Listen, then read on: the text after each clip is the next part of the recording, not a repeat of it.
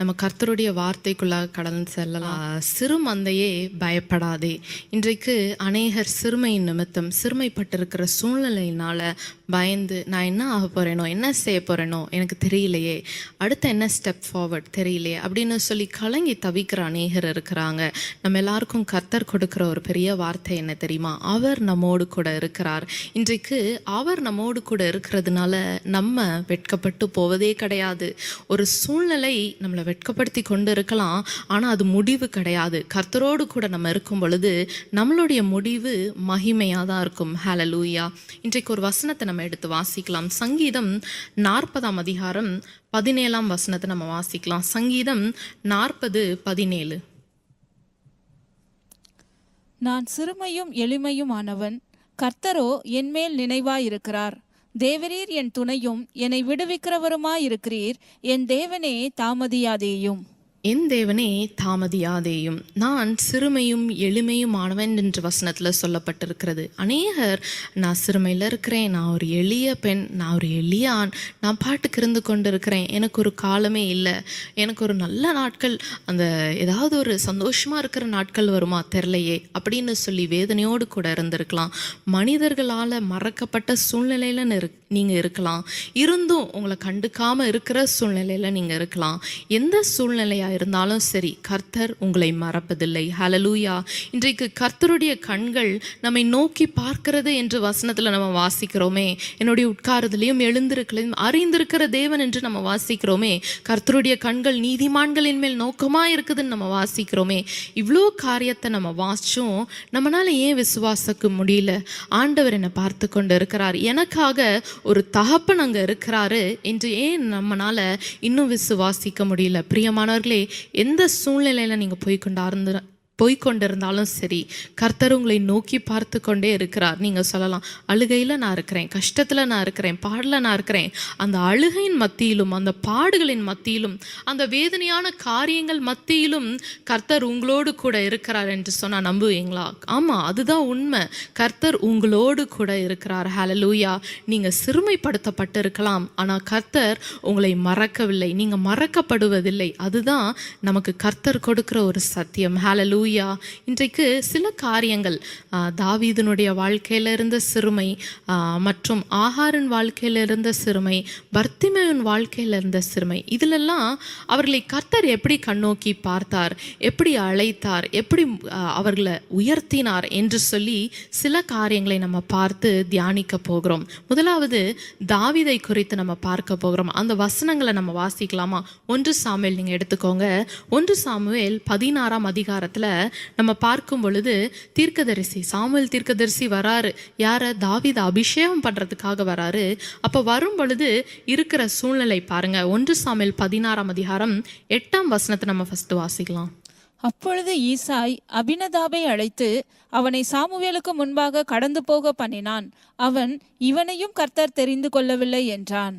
அடுத்த வசனம், 9வது வசனம். ஈசாய் சம்மாவையும் கடந்து போக பண்ணினான். அவன், இவனையும் கர்த்தர் தெரிந்து கொள்ளவில்லை என்றான். இப்படி ஈசாய் தன் குமாரரில் 7 பேரை சாமுவேலுக்கு முன்பாக கடந்து போக பண்ணினான். பின்பு சாமுவேல் ஈசாயை பார்த்து, கர்த்தர் இவர்களில் ஒருவனையும் தெரிந்து கொள்ளவில்லை என்று சொல்லி, உன் பிள்ளைகள் இவ்வளவுதானா என்று ஈசாயை கேட்டான். இந்த வசனங்கள்ல நம்ம பார்க்கிறோம், இந்த 3 வசனத்துல நம்ம பார்க்கிறோம், ஒரு தகப்பன் என்ன செய்யறாரு, தன்னுடைய பிள்ளைகளை அந்த சாமுவேல் தீர்க்கதரிசி அபிஷேகம் பண்ண வராரு அப்படின்னு தெரிஞ்ச உடனே அவர் தன்னுடைய பிள்ளைகளை ஒவ்வொருத்தரா அனுப்புறாரு. அனுப்பும் பொழுது சாமுவேல் தீர்க்கதரிசி சொல்றாரு, இவன் இல்லை, கர்த்தர் இவனை காட்டல. அடுத்த ஒரு ஆள் அனுப்புறாரு, இவன் இல்லை. அப்படி 7 பிள்ளைகளை அந்த தகப்பன் பாருங்க அந்த தீர்க்கதரிசிக்கு முன்பாக அனுப்பி கொண்டிருக்கிறார். ஆனா அந்த 7 பேருமே யாரு கிடையாது, ஆண்டவர் தெரிந்து கொண்ட பாத்திரம் கிடையாது. சவுலுக்கு பதிலாக தெரிந்து கொண்ட பாத்திரம் அந்த 7 பேர்ல யாருமே கிடையாது.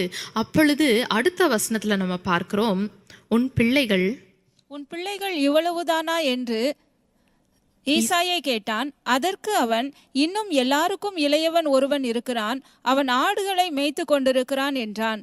அப்பொழுது சாமுவேல் ஈசாயை நோக்கி, ஆள் அனுப்பி அவனை அழைப்பி அவன் இங்கே வருமட்டும் நான் பந்து இருக்க மாட்டேன் என்றான். ஹalleluya. இந்த வசனத்துல நம்ம பார்க்கிறோம், தீர்க்கதரிசி சொல்றாரு, அவனை ஆள் அனுப்பி நீ கூட்டிட்டு வா, அவன் வர்ற வரைக்கும் நான் என்ன செய்ய மாட்டேன், இங்க பந்தி இருக்க மாட்டேன். அந்த கல்ச்சர்ல பாத்தீங்கன்னா அந்த பந்தி இருப்பு என்று சொல்லுகிறது ரொம்ப முக்கியமான காரியம்.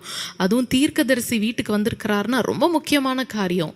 அப்போ அந்த இடத்துல தகப்பன் அந்த பிள்ளையை மறந்தார், அப்படிதானே?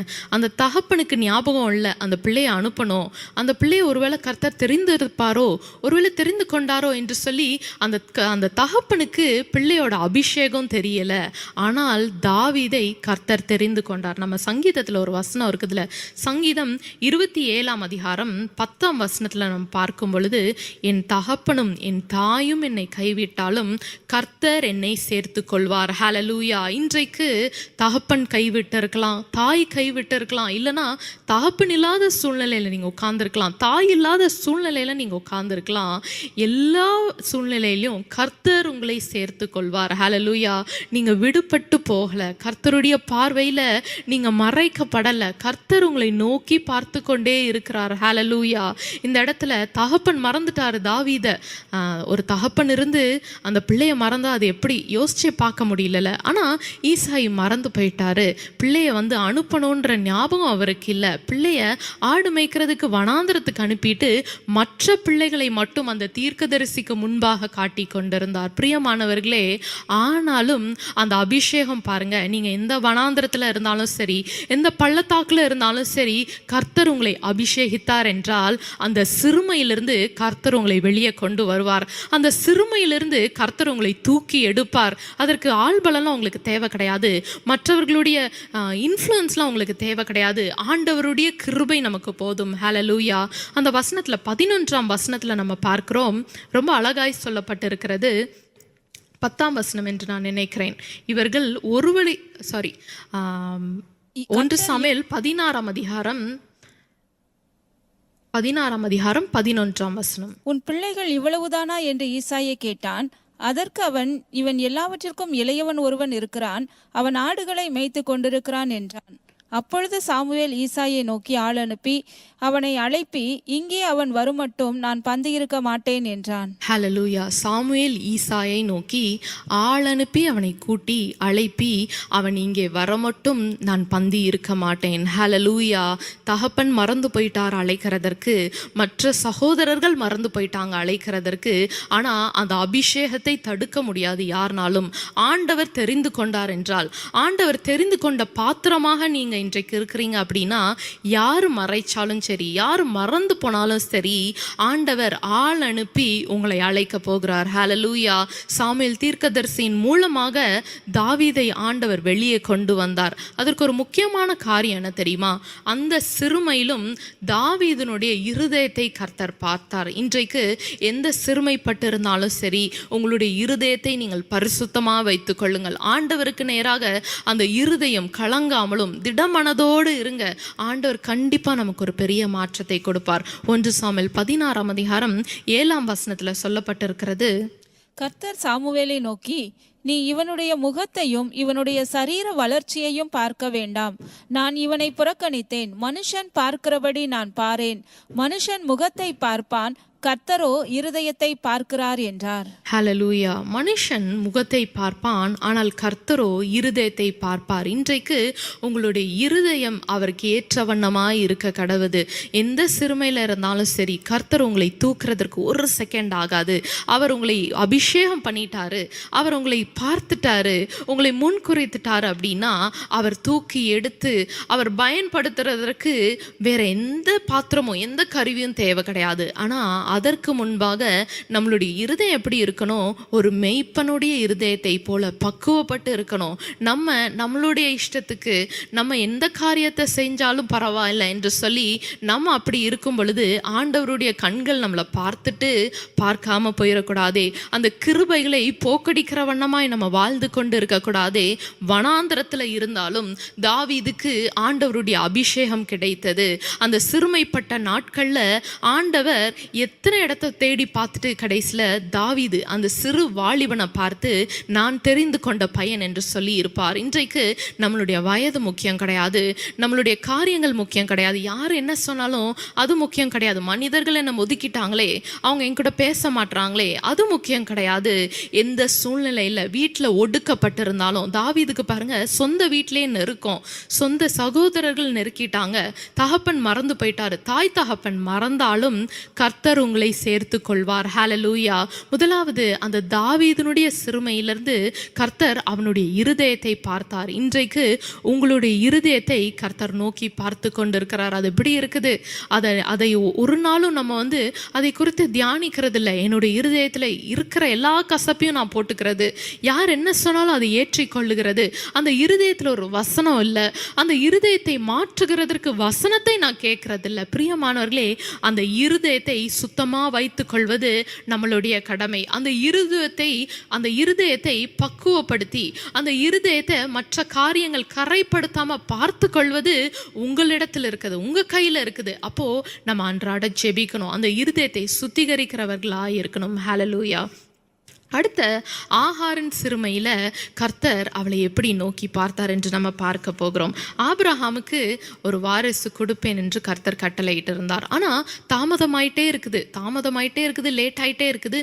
அப்போ சாராள் என்ன செய்கிறா, அவ ஒரு காரியத்தை எடுத்து செய்கிறா. ஆதியாகமம் 16ஆம் அதிகாரம் 3ஆம் வசனத்தில் நம்ம பார்க்கும் பொழுது, ஆதியாகமம் 16:3, ஆபிராம் கானான் தேசத்தில் 10 வருஷம் குடியிருந்த பின்பு ஆபிராமின் மனைவியாகிய சாராய் எகிப்து தேசத்தாலான தன் அடிமை பெண்ணாகிய ஆகாரை அழைத்து அவளை தன் புருஷனாகிய ஆபிராமுக்கு மறுமனையாட்டியாக கொடுத்தாள். இந்த வசனத்தில் நம்ம பார்க்குறோம் 10 வருஷம் அவங்க குடியிருந்திருக்கிறாங்க. அப்போது அந்த காரியத்தில் ஒரு வாரிசை கொடுக்கணும் அப்படின்னு சொல்லி சாராய் செய்கிற ஒரு பெரிய ஒரு காரியம் என்ன அப்படின்னு பார்த்தீங்கன்னா, ஆகாரை கூட்டி கொண்டு தன் புருஷனுக்கு ஒரு மறுமனையாட்டியாக கொடுக்கிறாள். அப்போது ஆகார் பாருங்க, அந்த இடத்துல ஒரு வேலை பெண்ணாக இருந்து கொண்டிருப்பா, ஒரு நார்மலான லைஃப்பில் வாழ்ந்து கொண்டிருப்பா, மற்றவர்களுக்கு சேவித்து கொண்டு இருந்திருப்பாள், என்ன காரியம் சொல்கிறாங்களோ அதை செய்து கொண்டு இருந்திருப்பாள். ஆபிரகாமுடைய வீட்டில் எத்தனை பேர் தெரியுமா? கிட்டத்தட்ட 1000க்கும் மேற்பட்டவர்கள். அதுக்கு ஒரு வசனம் இருக்குது. ஆதியாகமம் 14:14 நம்ம வாசிக்கும் பொழுது, ஆதியாகமம் 14:14, தன் சகோதரன் சிறையாக கொண்டு போகப்பட்டதை ஆபிராம் கேள்விப்பட்ட போது அவன் தன் வீட்டிலே பிறந்த கைப்படிந்தவர்கள் ஆகிய 318 ஆட்களுக்கும் ஆயுதம் தரிப்பித்து தான் என்னும் ஊர் மட்டும் அவர்களை தொடர்ந்து போதும். அப்போது ஒரு நல்ல ட்ரெயின்டு சர்வன்ஸே பார்த்தீங்கன்னா 318 பேர், ட்ரெயின்டு மென் மட்டுமே சொல்கிறேன். அப்போது அந்த 318 பேருக்கு மனைவிகள் இருந்திருக்கலாம், பிள்ளைகள் இருந்திருக்கலாம், வேலை பெண்கள் இருந்திருக்கலாம். அப்போது எவ்வளோ பெரிய கூட்டத்தை ஆபிரகாம் வைத்திருந்தார் பாருங்க. அப்போது அந்த ஆயிரக்கணக்கான மக்களில் ஒருத்தர் தான் யார் அப்படின்னு பார்த்தீங்கன்னா அந்த ஆகார். அவளும் சேவித்து கொண்டு இருந்திருப்பா. அப்போது திடீர்னு பார்த்தீங்கன்னா சாரால் எடுத்த ஒரு முடிவின் நிமித்தம் அந்த ஆகார் என்ன செய்யப்படுறா, ஆபிரகாமுக்கு ஒரு மறுமனையாட்டியாக கொடுக்கப்படுகிறாள். அடுத்த வசனத்தை நம்ம பார்க்கலாம். ஆதியாகமம் 16:6 நம்ம பார்க்கும் பொழுது, அதற்கு ஆபிராம் சாராயை நோக்கி, இதோ உன் அடிமை பெண் உன் கைக்குள் இருக்கிறாள், உன் பார்வைக்கு நலமானபடி அவளுக்கு செய் என்றான். அப்பொழுது சாராய் அவளை கடினமாய் நடத்தினபடியால் அவள் அவளை விட்டு ஓடி. அதுக்கு முன்பாக ஆகார் சாராளை நோக்கி ஒரு மாதிரி நகைத்த பொழுது அந்த இடத்துல சாராளுக்கு பாருங்க ஒரு பெரிய வாக்குவாதம் வருது. ஆகாருக்கும் அவங்களுக்கும் செட் ஆகலை. அப்போ செட் ஆகாத போது ஆபிரகாம் என்ன செய்கிறார் தெரியுமா, இந்த ஆகாரை நான் உன்னுடைய கையில் கொடுத்துட்றேன், அப்போது என்னுடைய பொறுப்பு கிடையாது, நீ எப்படினாலும் நடத்திக்கோ அப்படின்னு சொல்லி அந்த இடத்துல கைவிட்டுட்டு அவர் போயிடுறாரு. அந்த இடத்துல சாரா என்ன செய்கிறாங்க, கடினமாய் நடத்துகிறாங்க. ஆகாரை எவ்வளோ கடினமாய் நடத்த முடியுமோ அவ்வளோ கடினமாய் நடத்துகிறாங்க. அப்போ அந்த இடத்துல இருந்து ஆகார் விலகி செல்கிறார்கள். பிரியமானவர்களே, வீட்டில் இந்த சூழ்நிலை இருக்கலாம், நான் எதுவுமே செய்யலை, எனக்காக ஏற்பட்ட சூழ்நிலை இது, நான் எந்த காரியத்தையுமே செய்யலை, செய்யலை, ஆனால் என்னுடைய தலையில் இவ்வளோ பாரம் விழுந்துருச்சே, எனக்காக என்னை சுற்றி என்னுடைய பிள்ளைங்களாக இருக்கட்டும், கணவராக இருக்கட்டும், என்னை சுற்றி உள்ளவங்க எடுத்த டெசிஷன்ஸ்னால நான் இப்படி நெருக்கப்பட்டு இருக்கிறேனே. என்னுடைய சூழ்நிலை நான் எடுத்த முடிவுகள்னால அல்ல, ஆனால் மற்றவர்கள் எனக்காக எடுத்த முடிவின் நிமித்தம் நான் இப்படி மாட்டிக்கொண்டு இருக்கிறேனே. சில பேர்லாம் நிறைய அந்த யூத்தில் வந்து சொல்லுவாங்க, நிறைய காரியங்கள் சொல்லுவாங்க. நான் இது படிக்கணும்னு நினச்சேன், ஆனால் எங்களுடைய வீட்டில் வந்து இந்த 2 பேர்கிட்ட இந்த கோர்ஸ் நல்லாயிருக்கும்னு கேட்டுட்டு என்னை அந்த கோர்ஸில் சேர விடாமல் இந்த கோர்ஸில் என்னை வந்து சேர சொன்னாங்க. அது சேர்ந்தது நிமித்தம் எனக்கு வேலையே கிடைக்கல அப்படின்னு சொல்லி வீட்டிலே இருப்பாங்க, அந்த வம்பு பண்ணிகிட்டே இருப்பாங்க. பிரியமானவர்களே, இந்த சூழ்நிலை நீங்கள் அமைத்து கொள்ளாதது போல இருக்கலாம், ஆனால் ஆகாரை கண்ட தேவன் இன்றைக்கு உங்களுடைய சூழ்நிலையும் காண்கிறவராய் இருக்கிறார். ஹல்லேலூயா. ஆகாரை கர்த்தர் பார்த்தாரா? ஆமாம், ஆகார் வனாந்தரத்துக்குள்ளாக அந்த இடத்துல இருந்து அவங்க போயிட்டாங்க. என்னால் இந்த கொடுமையை தாங்க முடியல அப்படின்னு சொல்லி அவங்க கடந்து செல்லும் பொழுது அடுத்த ஒரு வசனத்தை நம்ம வாசிக்கலாம். 16:11 நம்ம வாசிக்கலாம். ஆதியாகமம் 16:11. பின்னும் கர்த்தருடைய தூதனானவர் அவளை நோக்கி, நீ கர்ப்பவதியாயிருக்கிறாய், ஒரு குமாரனை பெறுவாய். கர்த்தர் உன் அங்கலாய்ப்பை கேட்டபடியினால் அவனுக்கு இஸ்மவேல் என்று பெயரிடுவாயாக. ஹல்லேலூயா. இந்த இடத்துல கர்த்தருடைய தூதரானவர் அவளை கர்ப்பவதியாக இருக்கும் பொழுது அந்த வனாந்திரத்தில் பார்த்து ஒரு வாக்குத்தத்தத்தை சொல்கிறார். நீ ஒரு குமாரனை பெறுவாய், அந்த அங்கலாய்ப்பை அவர் கேட்டபடியினால் அவனுக்கு இஸ்மவேல் என்று பெயரிடுவாயாக. இன்றைக்கு ஆகாருக்கு பதில் கொடுத்த தேவன் உங்களுக்கும் பதில் கொடுப்பார். இந்த சூழ்நிலை நீங்கள் அமைத்து கொள்ளாததுனால இருக்கலாம், உங்களுடைய டெசிஷன்ஸ்னால இல்லாமல் இருக்கலாம். ஐயோ, நான் எதுவுமே பண்ணலே, மற்றவர்கள் சொன்ன காரியத்தின் நிமித்தம் என்னுடைய வாழ்க்கை திடீர்னு இப்படி மாறிடுச்சே, ஒரு நாளில் இப்படி மாறிடுச்சே, அவங்க சொன்னாங்கன்னு நான் கேட்டேனே அப்படின்னு சொல்லி அந்த துக்கத்தில் நீங்கள் உட்கார்ந்து கொண்டு இருக்கலாம். எந்த சூழ்நிலையாக இருந்தாலும் சரி, கர்த்தரிடத்துல நீங்கள் போய் கேட்கும் பொழுது, அவருடைய சமூகத்தில் நீங்கள் அழுகும் பொழுது, அவருடைய பிரசன்னத்தை நீங்கள் நாடும் பொழுது கர்த்தர் அதற்கு ஒரு பெரிய பதிலை கொடுக்க வல்லவராய் இருக்கிறார். ஹல்லேலூயா. ஆகார கர்த்தர் புறக்கணிக்கல. நீ இப்படிலாம் செய்ததுனால நான் உனக்கு பதில் கொடுக்கலன்னு ஆண்டவர் சொல்லலை. ஆண்டவர் ஆகாரின் அழுகையை பார்த்தார், அவளுக்கு ஒரு பதிலை கொடுத்தார். இன்றைக்கு நம்மளுடைய ஒவ்வொரு கண்ணீருக்கும் கர்த்தர் துருத்தியில அது கணக்கு இருந்துகிட்டே இருக்குது. நீங்க நினைக்கலாம், இன்னும் எனக்கு பதில் கிடைக்கலையே, நான் அழுது அழுது அழுது வருடங்களா நான் நடந்து கொண்டு இருக்கிறேனே, இன்னும் எனக்கு பதில் கிடைக்கலையே. பிரியமானவர்களே, குறித்த காலத்துல கர்த்தர் அதுக்கு பதில் கொடுக்கும் பொழுது அது மகிமையாய் விளங்கும். ஹல்லேலூயா. நீங்க சோர்ந்து போயிடாதீங்க, இன்னும் எனக்கு பதில் வரல, இன்னும் எனக்கு மட்டும் பதில் வரல, சுற்றியுள்ள எல்லாருக்கும் பதில் வந்துருச்சு. சிலர்லாம் பார்க்கும் பொழுது, வேலை பார்க்கும் பொழுது சொல்லுவாங்க, என்னுடைய பேட்ச்மேட்ஸ் எல்லாரும் பிளேஸ் ஆயிட்டாங்க, எனக்கு மட்டும்தான் வேலை கிடைக்கல, நான் மட்டும்தான் இப்படி இருக்கிறேன். இல்லை, கர்த்தர் உங்களை பயன்படுத்தும் பொழுது, கர்த்தர் உங்களுக்கு பதில் கொடுக்கும் பொழுது அது மகிமையாய் இருக்கும். மற்ற கண்கள் பார்க்கிற வண்ணமாய், மற்ற கண்களுக்கு சாட்சி கொடுக்கிற வண்ணமாய் கர்த்தர் உங்களை உயர்த்துவார். அது தாமதித்திருக்கிறதே தவிர கர்த்தர் உங்களை மறக்கிறதில்லை. ஹல்லேலூயா. இன்னொரு வசனத்தை நான் வாசிக்கிறேன். அதே ஆதியாகமம் 16ஆம் அதிகாரத்துல 13ஆம் வசனம். ஆதியாகமம் 16:13. அப்பொழுது அவள், என்னை காண்பவரை நானும் இவ்விடத்தில் கண்டேன் அல்லவா என்று சொல்லி தன்னோடே பேசின கர்த்தருக்கு நீர் என்னை காண்கிற தேவன் என்று பெயரிட்டாள். ஹல்லேலூயா. அந்த இடத்துல ஆகார் ஒரு காரியத்தை செய்கிறாங்க. அப்பொழுது அவள், என்னை காண்பவரை நானும் இவ்விடத்தில் கண்டேன். ஹல்லேலூயா. இன்றைக்கு நம்மளை காண்பவரை நம்ம மறந்து போயிட்டோம். என்னை ஒருத்தர் பார்த்து கொண்டே இருக்கிறாரே, என்னை ஒருத்தர் கவனித்து கொண்டே இருக்கிறாரே, என்னை தகப்பன் என்று நான் சொல்லி அழைக்கிறத எனக்கு ஒரு சுதந்திரத்தை ஒருத்தர் கொடுத்திருக்கிறாரே, அவரை நீங்க கேட்கறதுக்கு ஏன் மறந்து போயிடுறீங்க? அவரை பார்க்கிறதற்கு நீங்க ஏன் மறந்து போயிடுறீங்க? அவரிடத்தில் விசாரிக்கிறதற்கு நீங்க ஏன் மறந்து போயிடுறீங்க? எடுத்த உடனே நமக்கு பிரச்சனைகளும் போராட்டங்களும் தான் கண்களுக்கு முன்பாக வருகிறது. இருதயங்கள் கலக்கம் அடைகிறது, பயம் வருது, அடுத்தடுத்த ஒவ்வொரு காரியமும் டக்கு டக்குன்னு நடந்துருது. பிரியமானவர்களே, உங்களை காண்பவர் ஒருவர் இருக்கிறார், உங்களை காப்பவர் ஒருவர் இருக்கிறார். அவர் உறங்குவதும் இல்லை, தூங்குவதும் இல்லை என்று வசனத்துல நம்ம வாசிக்கிறோமே.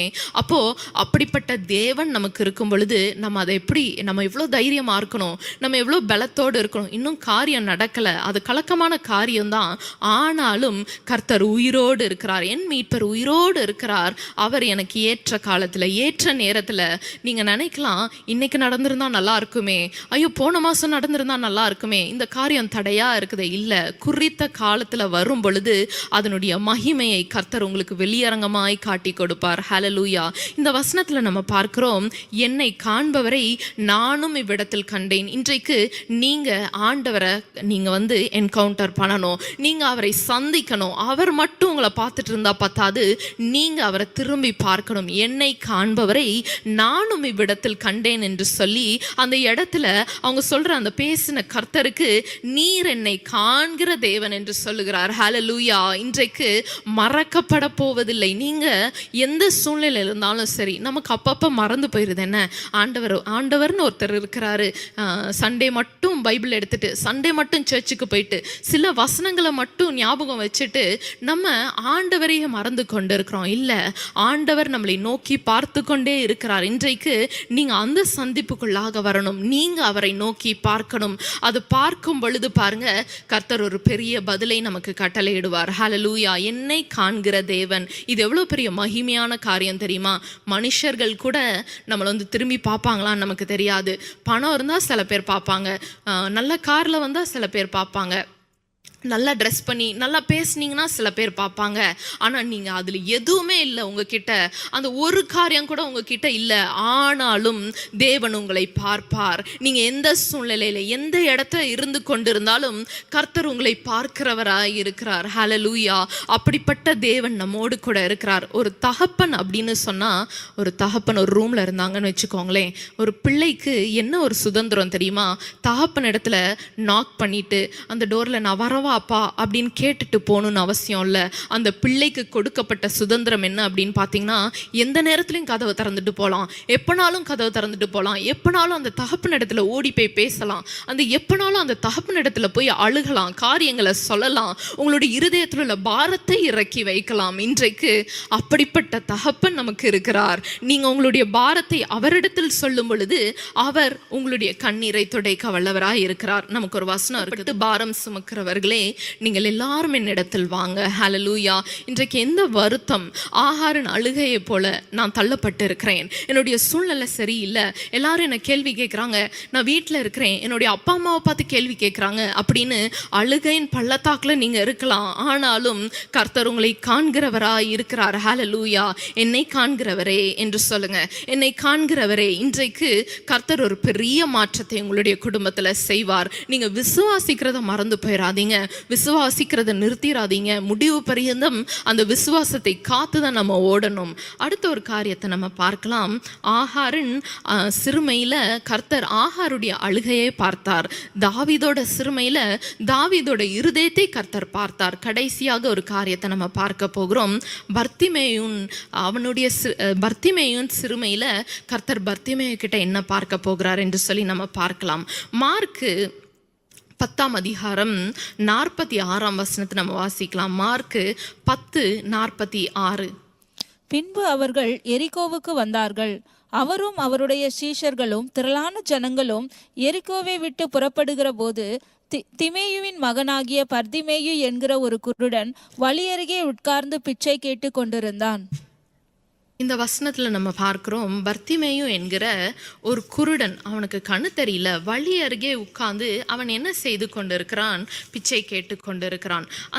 அந்த சமயத்துல பாருங்க, இயேசுவானவர் அந்த இடத்துக்கு வராரு. அவர் நடந்து செல்லுகிறார். எரிகோவுக்கு அவர் பிரயாணப்பட்டு போகிற போது அவர் அந்த இடத்துல நடந்து செல்லுகிறார். அப்ப நடந்து செல்லும் பொழுது அந்த பர்த்திமேயு என்ன செய்கிறார் என்று நம்ம பார்க்கலாம். 47ஆம் வசனத்தை வாசிங்க.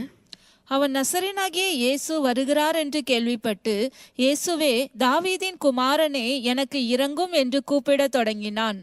தாவீதின் குமாரனே, எனக்கு இறங்கும் என்று சொல்லி கூப்பிட தொடங்குறாரு. இயேசுவை பார்த்துட்டாரு, இயேசு போய்கொண்டு இருக்கிறாரு. அப்போ அவன் தன்னுடைய உரத்த சத்தத்துல அவன் என்ன சொல்றான்? தாவீதின் குமாரனே, இயேசுவே, எனக்கு இறங்கும் என்று கூப்பிட தொடங்கினான். அவன் கூப்பிட தொடங்கும் பொழுது அங்க இருந்த சில நபர்கள் என்ன செய்றாங்க தெரியுமா? அடுத்த வசனங்கள் 48ஆம் வசனத்துல நம்ம பார்க்கும் பொழுது, அவன் பேசாதிருக்கும்படி அநேகர் அவனை அதட்டினார்கள். அவனோ, தாவீதின் குமாரனே எனக்கு இரங்கும் என்று முன்னிலும் அதிகமாய் கூப்பிட்டான். ஹalleluya. இன்றைக்கு அந்த வசனத்துல நம்ம தெளிவாய் பார்க்க முடிகிறது. அவனை பேசாதிருக்கும்படி அநேகர் அவனை அதட்டினார்கள். ஒரு பார்வை இல்லாத ஒரு பர்த்திமேயு. நீங்க அந்த சிச்சுவேஷனை கொஞ்சம் யோசிச்சு பாருங்களேன். கண்ணு தெரியல, ஃபுல்லா இருட்டா இருந்திருக்கும். இயேசு வர்றாருன்னு கேள்விப்பட்டோன்னே எந்த டைரக்ஷன்ல வர்றாங்கன்னு கூட பர்த்திமேயுக்கு தெரிஞ்சிருக்காது. ஆனா தன்னுடைய உரத்த சத்தத்தை உயர்த்தி அவர் என்ன சொல்றாரு? தாவீதின் குமாரனே எனக்கு இரங்கும் என்று சொல்லுகிறார். அப்போ அந்த சத்தத்தை போடும் பொழுது மற்றவர்கள் சுற்றி இருந்தவர்கள் அதட்டுறாங்களாம், நீ சத்தம் போடாத. அந்த வசனத்துல பார்க்கிறோம், அவன் பேசாதிருக்கும்படி அநேகர் அவனை அதட்டினார்கள். அப்போ சுற்றி அநேகர் நின்று கொண்டிருந்திருக்கிறாங்க. எல்லாரும் என்ன செய்யறாங்க? அதட்டுறாங்க, நீ பேசாத, அமைதியாரு என்று சொல்லி. இன்றைக்கு நம்ம ஆண்டவரை நோக்கி பார்க்கும் பொழுது, ஆண்டவருக்காக ஊழியம் செய்யும் பொழுது, ஆண்டவருடைய ராஜ்யத்தை கெட்டுறதற்காக நம்ம பிரயாசப்படும் பொழுது, அவருக்காக ஒரு சர்ச்சுக்கு போகும்பொழுது கூட எவ்வளோ தடைகள் வருது. பிரியமானவர்களே, அந்த தடைகளை நீங்க உடைக்கணும், அந்த தடைகளை நீங்க தான் மேற்கொள்ளணும். இந்த வசனத்துல அந்த குருடனுக்கு பாருங்க, அவன் தன்னை உரத்த சத்தத்தோட அவன் சொல்லும் பொழுது பேசாத, அமைதியாரு என்று சொல்லி சுற்றியுள்ள அநேகர் அவனை அதட்டினார்கள். அந்த இடத்துல பர்த்திமேயு என்ன செய்தார் தெரியுமா? அடுத்த வசனத்துல நம்ம பார்க்கலாம். இயேசு நின்று அவனை அழைத்து வர சொன்னார். அவர்கள் அந்த குருடனை அழைத்து, திடன்கொள், எழுந்திரு, உன்னை அழைக்கிறார் என்றார்கள். ஹalleluya. அவங்க எல்லாரும் பேசக்கூடாது என்று சொல்லும் பொழுது நம்ம பார்க்கிறோம் 48ஆம் வசனத்துல கடைசியில நம்ம பார்க்கிறோம், தாவீதின் குமாரனே எனக்கு இரங்கும் என்று முன்னிலும் அதிகமாய் சத்தமிட்டான். ஹalleluya. இன்றைக்கு நமக்கு அப்படிப்பட்ட கிருபைகள் தேவை, அப்படி ஒரு தைரியம் நமக்கு தேவை.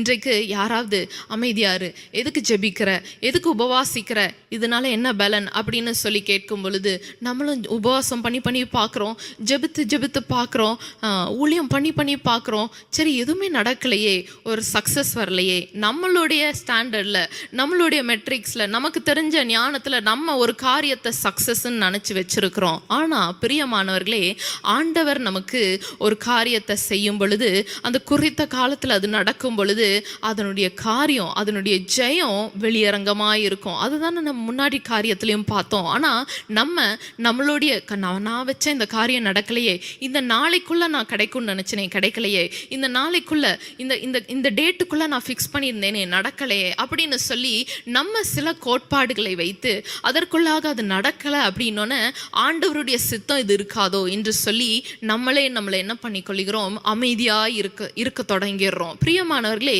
நீங்க அமைதியா இருக்கக்கூடாது. பார்வை இல்லாத பர்த்திமேயுக்கு எவ்வளோ தைரியம் பாருங்களேன். சுற்றியுள்ள எல்லாரும் அதட்டினார்களாம். ஒருவேளை அடிச்சிருப்பாங்களோ என்னமோ தெரியல நமக்கு. அவங்க எப்படி அதட்டினாலும் அந்த பர்த்திமேயுக்கு உள்ளுக்கு இருந்த அந்த ஒரு தைரியம் பாருங்க. அவன் அந்த இடத்துல அவனை மீறி இன்னும் அதிகமாய் சத்தத்தை உயர்த்தி, தாவீதின் குமாரனே எனக்கு இரங்கும் என்று சொல்கிறார். இன்றைக்கு நமக்கு பார்வை நல்லா இருக்குது, ஹெல்த் நல்லா இருக்குது, ஆண்டவர் கிருபையா எல்லாவற்றையும் சூழ்நிலை, சாப்பாடு கரெக்டா கொடுக்கிறாரு, தண்ணி கரெக்டா கொடுக்கிறாரு, நான் வேண்டினதற்கும் மேலாக கர்த்தரனை ஆசிர்வதித்திருக்கிறாரே. நம்மளால ஆண்டவருக்காக கொஞ்சம் கூட பிரயாசப்பட முடியலையே, கொஞ்சம் கூட ஆண்டவருக்காக ஒரு ஊழியத்துல ஈடுபட முடியலையே.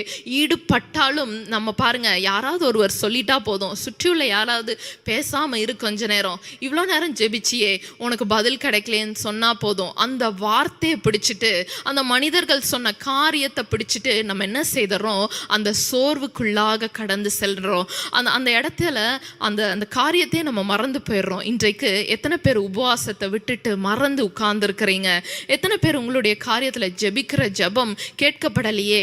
காலையில அதிகாலையில நான் எந்திரிச்சு ஜெபிச்சேனே, இன்றைக்கு வரைக்கும் நான் ஜெபித்து கொண்டு இருக்கிறேனே, கேட்கப்படலையே அப்படின்னு சொல்லி ஒரு டவுட் ஃபேக்டர்ல உட்கார்ந்து கொண்டு இருக்கிறீங்க. பிரியமானவர்களே, விசுவாசத்தை கர்த்தர் என்றைக்குமே கனப்படுத்துகிறவராய் தான் இருக்கிறார். நம்ம பைபிள்ல எவ்வளோ காரியத்தை பார்த்துருக்கிறோம். அந்த விசுவாச பட்டியல்ல எவ்வளோ பேர் இடம் பெற்றிருக்குது. அந்த விசுவாசத்தை கர்த்தர் கனப்படுத்தினாரா இல்லையா? இன்றைக்கு உங்களுடைய விசுவாசத்தையும் கர்த்தர் கனப்படுத்துவார். நீமாகுதேன்னு நம்மளுடைய கண்களுக்கு முன்பாக ஒரு காரியத்தை வச்சுட்டு இது நடக்கலன்னா ஆண்டவருடைய சித்தம் இல்லைன்னு சொல்லி நீங்க இருந்துராதீங்க, அமர்ந்திருந்துராதீங்க. இன்னும் அதிகமாய் நீங்க ஜெபியுங்க, இன்னும் அதிகமாய் நீங்க என்ன செய்யுங்க? ஆண்டவருடைய ராஜ்யத்துக்காக பிரயாசப்படுங்க. இன்னும் அதிகமாய் என்ன பண்ணுங்க? எது பண்ணக்கூடாது, பைபிள் வாசிக்க கூடாதுன்னு சொல்றாங்களா? இன்னும் அதிகமாய் நீங்க வசனத்தை கேளுங்க, இன்னும் அதிகமாய் வாசிங்க. சர்ச்சுக்கு போக கூடாதுன்னு சொல்றாங்களா? இன்னும் அதிகமாய் பிரயாசப்படுங்க. சர்ச்சுக்கு எல்லா மீட்டிங்கும் போறதுக்கு நான் எப்படி ரெடி ஆகுறது, எப்படி நான் வந்து அந்த டைமை மேனேஜ் பண்றது அப்படின்னு நீங்க உங்களுக்குள்ளாக அந்த ஆவிக்குரிய ஜீவியத்துல வளர்றதற்கு எந்தெந்த காரியம் உங்களுக்கு சேலஞ்சா வருதோ அந்த ஒவ்வொரு காரியத்தையும் எடுத்து நீங்க ஆண்டவருடைய நாமத்தை சொல்லி அந்த விசுவாசத்தோடு நீங்க பண்ணும் பொழுது கர்த்தர் அந்த காரியத்துல ஒரு ஜெயத்தை கொடுப்பார். பர்த்தமேயுக்கு பாருங்க, அடுத்த ஒரு வசனத்தை நம்ம பார்க்கலாம். மார்க்கு 49:50-51 நம்ம வாசிக்கலாம். இயேசு நின்று அவனை அழைத்து வரை சொன்னார். அவர்கள் அந்த குருடனை அழைத்து, திடன்கொள், எழுந்திரு, உன்னை அழைக்கிறார் என்றார்கள்.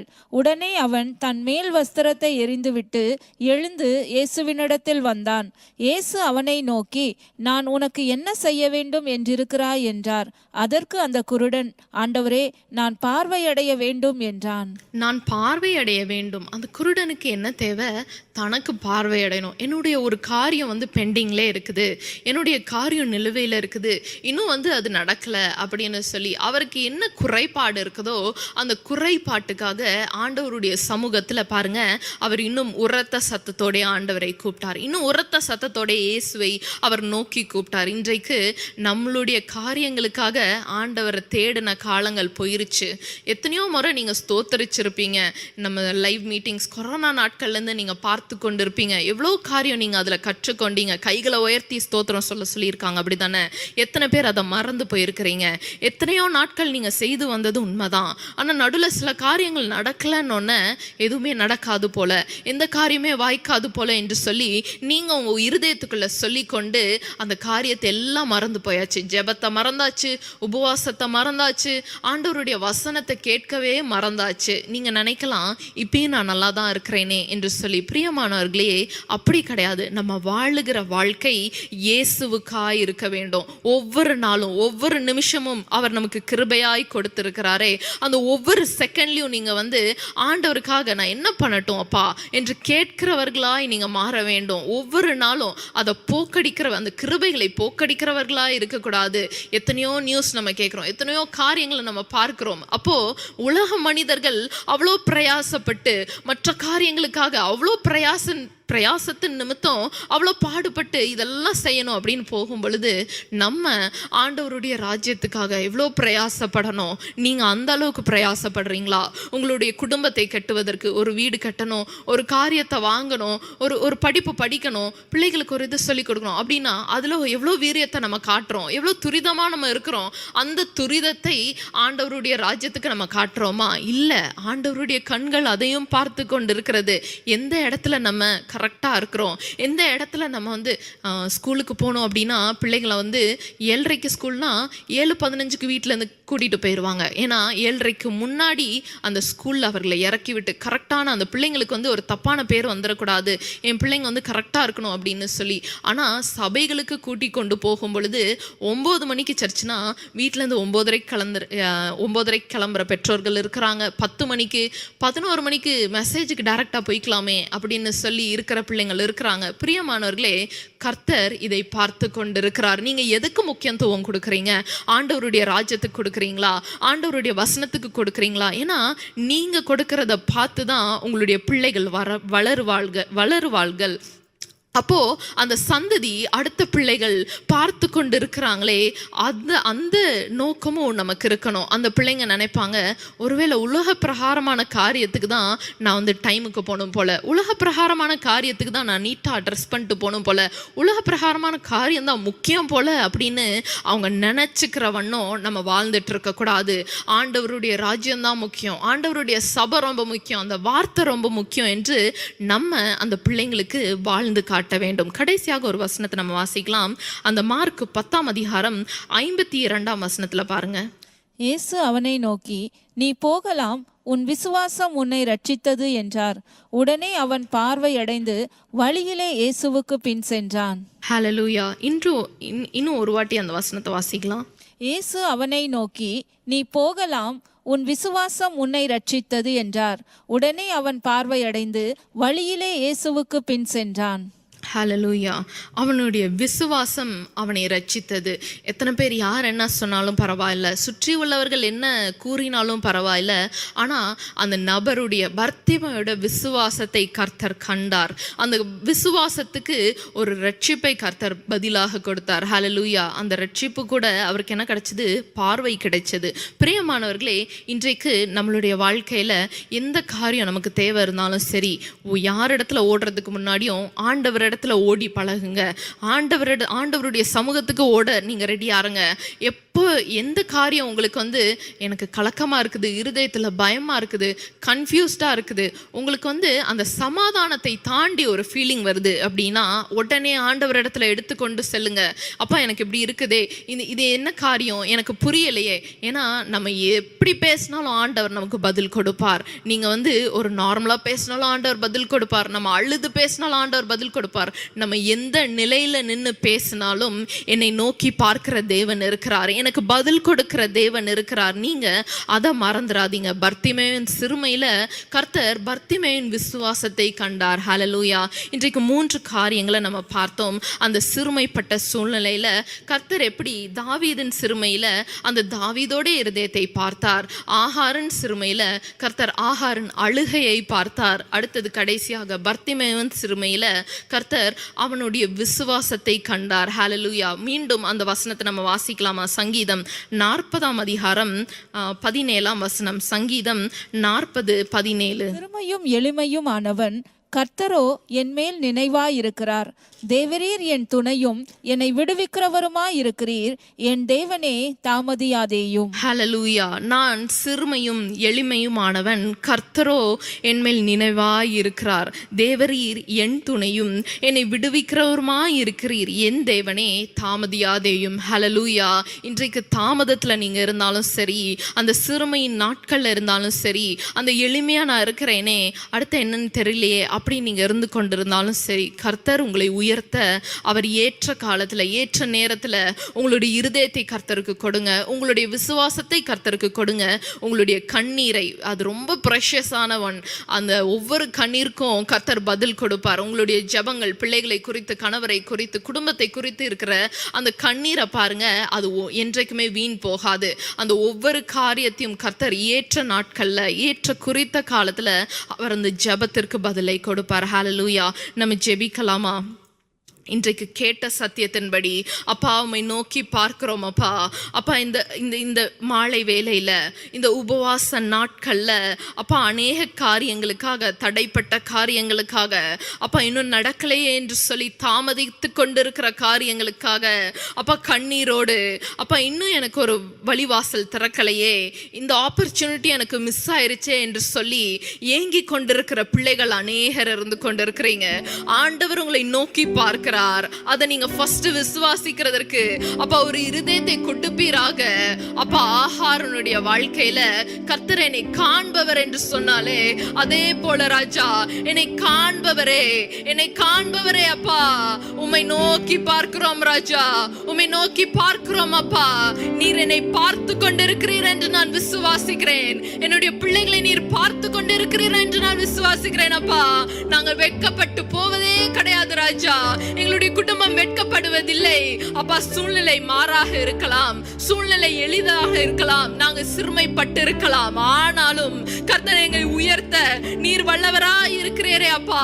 எங்களுடைய காரியங்களை உம்முடைய பாதத்துல நான் வைத்து ஜெபிக்கிறேன் அப்பா. எங்களுடைய காரியங்களை உம்முடைய பாதத்துல நாங்க வைக்கிறோம் அப்பா. எங்களுடைய பாரத்தை இறக்கி வைக்கிறோம் அப்பா. எங்களுடைய சுமைகளை இறக்கி வைக்கிறோம் அப்பா. பதில் கொடுப்பீராக ராஜா. இன்றைக்கு கண்ணீரோடு வேண்டுதலோடு அப்பா எத்தனை பிள்ளைங்க இந்த லைவ்ல பார்த்துட்டு இருக்காங்கன்னு எங்களுக்கு தெரியல. பதில் கொடுக்கிற தேவனே அப்பா, பதில் கொடுப்பீராக அப்பா. அப்பா வேதனையான காரியத்தின் நிமித்தம், அப்பா பள்ளத்தாக்கு நிமித்தம், அப்பா இருதயத்துல காயப்பட்டு இதுக்கு ஒரு காலமே இல்லையா என்று சொல்லி உட்கார்ந்து இருக்கிற பிள்ளைகளை நோக்கி பாருங்க அப்பா. ஆவியானவரே, துணை செய்கிறவரே, கூட இருங்கப்பா. அப்பா நீங்க அவர்களை காத்து வழி நடத்துவீராகப்பா. எந்த இடத்துக்கு போகணும், எப்படி பேசணும், எப்படி நடக்கணும் என்று சொல்லி நீங்க கற்றுக் கொடுப்பீராக தகப்பனே. அப்பா தாவீதின் சிறுமையில இருதயத்தை பார்த்தீரே அப்பா. இன்றைக்கு சிறுமைப்பட்டு இருக்கிற பிள்ளைகளுடைய இருதயத்தை பாருங்கப்பா. ஏற்ற காலத்துல அவர்களை உயர்த்துவீராக தகப்பனே. ஆட்களை அனுப்பி நீர் உயர்த்துவீராக தகப்பனே. ஏற்ற ஆட்களை ஏற்ற நேரத்துல நீங்க கொண்டு வாங்க ராஜா. உம்மை நோக்கி பார்க்கிறோம் அப்பா. ஆகாருடைய அழுகை நீர் பார்த்த தேவனே. அப்பா கர்ப்பத்துக்காக வெயிட் பண்ணிட்டு இருக்கிற பிள்ளைகளுக்காக நாங்க ஜெபிக்கிறோம் அப்பா. அந்த கர்ப்பத்தின் கனி அப்பா நீர் குட்டப்பீராக, சுதந்திரத்தை குட்டப்பீராக, பிள்ளை பாக்கியத்தை குட்டப்பீராக தகப்பனே. அப்பா கண்ணீரோடு இருக்கிற பிள்ளைகளை நோக்கி பாருங்கப்பா. அந்த ஒரு ஆசீர்வாதத்தை நீர் கட்டளையிடுவீராக. அப்பா பர்த்தமேவுக்கு இருந்த விசுவாசத்தை எங்களுக்குள்ளேயும் நீங்க கொடுங்கப்பா. அப்பா அந்த விசுவாசத்தை காக்க அப்பா அது முறிந்து போகாமல் முடிவு பரியந்தம் நாங்கள் நிலைத்திருக்க எங்களுக்கு ஒரு காரியத்துல அதை நிலை பெற்றிருக்க நீங்க கிருபை தாங்கப்பா. கிருபை போக்கடிக்கிறவர்களாய் நாங்க இருக்க கூடாதே அப்பா. இந்த ஒவ்வொரு நாளும் வாழுகிற வாழ்க்கை இயேசுவுக்கே என்று சொல்லி நாங்க வாழ கிருபை தாங்கப்பா. உம்முடைய பாதத்துல வைத்து நாங்க ஜெபிக்கிறோம் ராஜா. இந்த லைவ் மீட்டிங்ஸ் நீங்க ஆசீர்வதித்ததற்காக நன்றி அப்பா. இந்த உபவாச நாட்கள்ல அப்பா கண்ணீரோடு இருக்கிற பிள்ளைகளை நீர் நோக்கி பார்ப்பீராக அப்பா. எந்தெந்த இடத்துல உட்கார்ந்து எங்களுக்கு தெரியாது என்னென்ன ஜெப குறிப்புன்னு, ஆனா எந்தெந்த ரூம்ல கதவை சாத்தி பார்த்துட்டு இருக்காங்களோ அப்பா அவர்களை நோக்கி பார்க்கிற தேவனே பதில் கொடுப்பீராக அப்பா. பதில் கொடுங்கப்பா. பதில் கொடுப்பவரே, காண்பவரே அப்பா உம்மை நோக்கி பார்க்கிறோம். இயேசுவின் நாமத்துல ஜெபிக்கிறோம் அப்பா. ஜீவனுள்ள நல்ல பிதாவே.